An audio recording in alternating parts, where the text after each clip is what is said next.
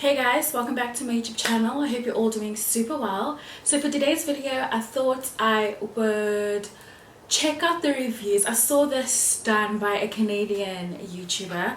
She checked out the reviews of her favorite products. Am I in my own world when I say I love these products or whatnot? Or is there a general feeling that these are like the best products ever? The site that I think is probably most ideal to go on is Sephora, because I don't think like Woolies, like people leave reviews stuff like that. So Sephora just has like everything on there, and you know, their makeup enthusiasts on there and all of that stuff as well. So let's see if everyone is in agreement with moi. So I'm gonna check out foundations first, so let's get into that.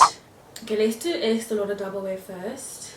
It has like 4.25 stars out of 5. People who rated it 5 stars, there are 4,000 plus people that have rated the Estee Lauder Double Wear foundation with 5 stars. By the way, it's a foundation I have on my face today. It's probably why I'm reviewing it first. So this tells me that there's a lot of people who actually believe that this is a good foundation, like I do. So someone said, this is my favorite foundation hands down. The finish is gorgeous and the formula is perfect for my oily skin. It really does stay in place. Wouldn't call it light coverage. It's definitely not light coverage. Do they describe it as light coverage? Sephora describes it as full coverage. It's definitely a full coverage foundation. Let's go to a 1-star review. It says, disappointed. This person rated it 1 star. Well, that's the lowest, I guess. Disappointed, very disappointed. Bought this because of all the good reviews, thinking it was as good as everyone made it out to be. I had never spent more than $15 on a foundation until this one, and boy was it a bad decision. Made me look orange and blotchy. I could never get it to blend in and gave me 0 coverage. I will stick to my Drugstore Foundation. Sounds like you don't know how to use it, hun. Don't know. This one titled, it's also a 1-star review. They titled it not full coverage. They said, I've heard amazing things about this foundation for so long. I finally decided to give it a go. I really wanted to love this product, but it just didn't give the coverage that I had expected. I found it to be sheer on my skin and didn't provide the full coverage I've heard rave reviews about. I tried using a beauty blender, brush and my fingers, and wasn't happy with anything. I ended up returning it.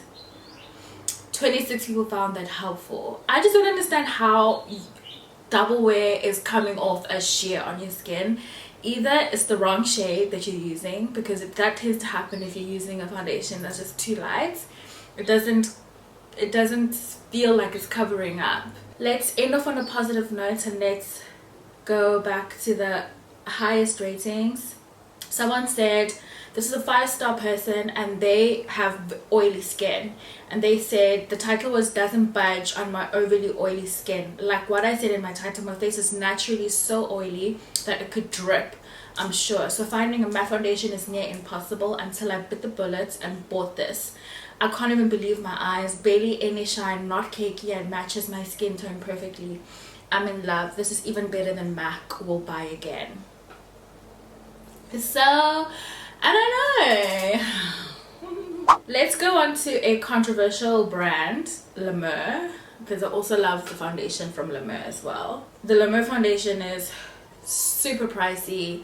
It's about like, I want to say $2,000.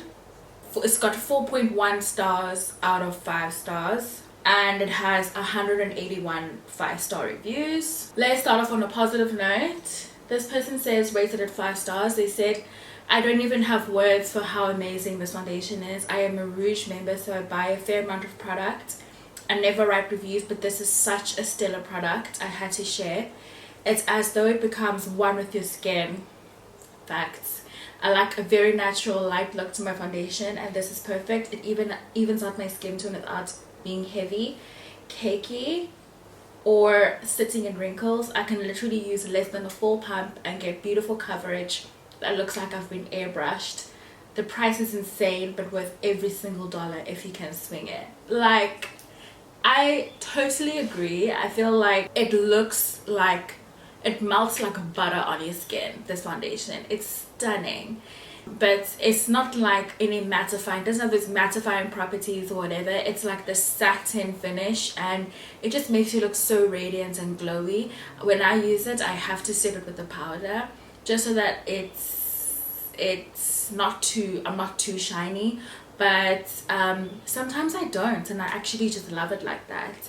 And I love that it's also buildable as well. Like, you can build on it as well. You don't just have to do the sheer sort of like finish. It's buildable, which I love. So yeah, someone who rated it 2 stars said, I purchased this product online with excitement and could not wait to use it. When it arrived, I swatched it on my hand to see what the texture, consistency, etc. was like, and I noticed a very strong smell, and I did not have a great nose. I used makeup remover to take it off, but the smell still lingered. I had to wash my hands 3 times to rid them of the smell. I can't ever imagine using this on my face. For a company that is supposed to be into skincare, I do not understand how they could make something that goes on your face so fragrant. I even had my friends swatch it on their hands with the same results, so very disappointed. It's being returned. Now I have to smell this because I don't recall this having a smell. Oh, I see. That's not even a smell. It's not even strong. It doesn't even have a smell. You know what foundation I think has such a strong scent? It's the Bobbi Brown foundations. They put lavender in there, which I find to be quite overwhelming. That's the only foundation I can ever think of that has a smell to it. And this, it smells like foundation to me. I don't know. It smells normal to me. That's so crazy. I must have a weird nose because I find my nose to be the most sensitive to stuff. I have sinus, I have hay fever. The most calm perfumes are like a trigger to my nose. I'll end up sniffing and sneezing and all of the lot. And not once have I ever thought about the fragrance in this foundation. I've only ever thought about the fragrance in the Bobbi Brown foundation, like I said. So I'm hearing this fragrance, we're hearing about this fragrance issue. It's so new to me. I'll leave off with a very helpful review. People liked it as very helpful. They rated it 4 out of 5, and they said it's a beautiful finish, but wish the shade range was better, which I can definitely agree with. The shade range is severely lacking. This foundation is very beautiful on the skin. It's light and wears so well, pairs great with the La Mer, the powder, and overall a wonderful natural looking foundation. I use it most every day for that fresh natural look because it makes it so effortless. But I am so sad about is this shade range. It's very upsetting that I can't share this with all my makeup loving friends because we don't have a color for it. For a company that's been around and knows the range of women out there, I really wish they would expand the range so everyone could enjoy it. And that is 110% facts. I think on the lineup there's something like 10 or 12, if that. So they could definitely do so much more with the shade. Like, come on guys, step it up. Be like a Dior, be like, you know, and just like bring out a whole bunch of shades, because if there were more, I'm sure more people would be willing to test this out and make it their like foundation. I love my La Mer foundation. I love it so much. It is the bomb. Let's go to my favorite eyeshadow palette. My favorite eyeshadow palette is the Anastasia Beverly Hills Soft Glam palette. So let's go there. I know Anastasia Beverly Hills did receive some backlash a couple of years ago for their subculture palette and it being like the worst in terms of the pigments and everything. But Soft Glam is, in my opinion, the most stunning eyeshadow palette that anyone should ever. If it's your first one, your second one, if you're just looking for a universal eyeshadow palette, I think Soft Glam is the one. So it has 2,610 reviews. 95% would recommend it, and it's got an average of 4.7 out of 5 stars. Only 31 people gave it a 1-star review, so I'm gonna see what they were talking about. The colors fade even with eye primer. The shadows are too powdery and loose and I get everywhere. Not the same as MR palette, okay, Modern Renaissance. like expecting. Also, colors didn't really complement my brown eyes and olive skin tone. 50 people found this not helpful. 29 people found it helpful. Another 1-star reviewer said it's terrible. I have tried a lot of eyeshadow palettes and this one by far is the worst. So much fallout with the colors. It gets all over the place and all over the face, and the other colors as well. It's not pigmented at all, and even with primer the colors aren't as vibrant as you think they would be. I expected way more from this palette. All the colors are beautiful, but it just does not that way on your face whatsoever. Personally, prefer Marc Jacobs over all the eyeshadow palettes I've tried. This wasn't worth the buy, honestly. And 18 people found this not helpful. 8 people found this helpful. I think the people who love this palette are like just marking everyone's negative reviews not helpful, not helpful, not helpful. The most helpful review, it had 602 people voted as the most helpful, said, I love this palette. I've already created 8 looks with it. I bought it launch day on ABH website. It's a much more wearable version of Modern Renaissance.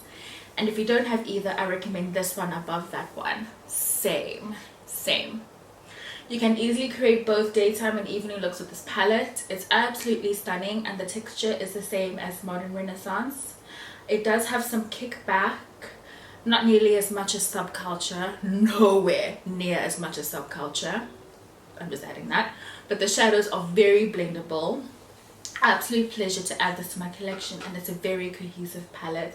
Absolutely 120% agree with that review.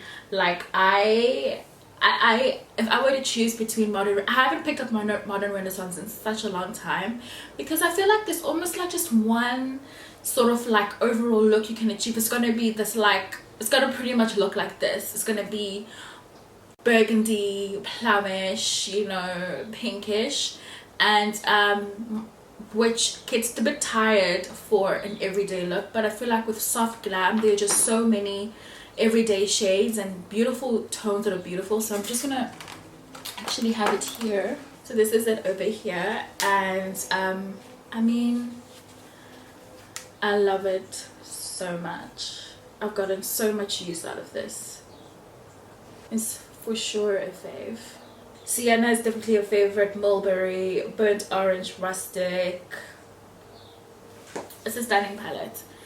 Okay, my favorite concealer of all time is the Too Faced Born This Way concealer. 86% of people recommend it.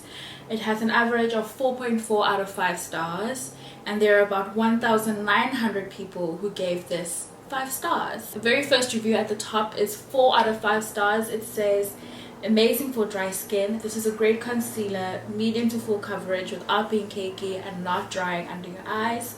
I have very dry skin but love it concealed under eyes, so I have to be very careful with which concealers I can use, but this has been really great. Okay, someone who's butterscotch like me rated it 5 stars, and they said, I love this product. I'm completely sold. I have combination skin and this product blends so well. I use it as concealer and a few other shades as my contour. A 2-star reviewer for the shade Butterscotch said, I prefer my makeup to look like my skin, and this formula looks like makeup. Well, yeah, it's described as a full coverage concealer.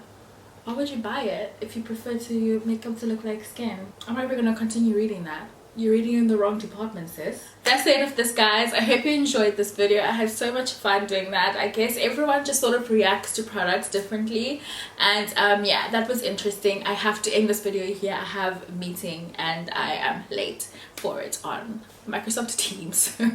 So thank you guys so much for watching, and if you are new to my channel, I'd love it if you subscribed and turn your notification bell on so that you can get notified anytime I upload a new video. Wow, I'm talking so fast. Thank you guys for watching and see you soon. Bye.